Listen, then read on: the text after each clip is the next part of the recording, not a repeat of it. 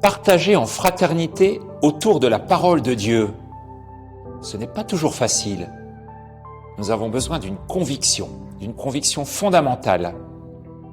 Le texte qui nous est proposé n'est pas là pour être compris, il est là pour nous nourrir. Ça paraît subtil, mais c'est essentiel. Dieu veut donner à chacun une parole dont il a besoin. Et notre partage doit servir cette intention du Seigneur. Quand on a compris un texte totalement, généralement, il est épuisé et il n'a plus rien à nous donner pour nous nourrir.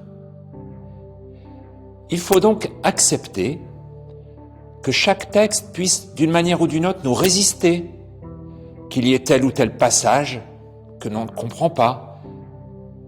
Il faut donc réussir à accepter que ce que nous ne comprenons pas, eh bien, nous le laissons de côté un instant. Nous pouvons le noter, mais ne nous empêchons pas d'écouter tout le reste du passage qui, lui, va nous parler, où tel mot, telle ou telle expression vont nous nourrir.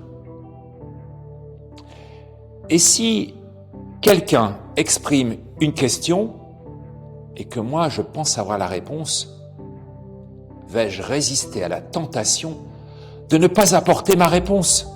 Ce n'est pas le moment, ce n'est pas l'objectif. Chacun doit au contraire écouter silencieusement ce que l'autre dit et peut-être ce que Dieu me dit à travers la façon dont le texte résonne dans le cœur de l'autre qui parle. C'est de cette façon que la parole devient vivante, que le texte se transforme en parole vivante de la part du Seigneur et que chacun pourra terminer cet échange avec une nourriture.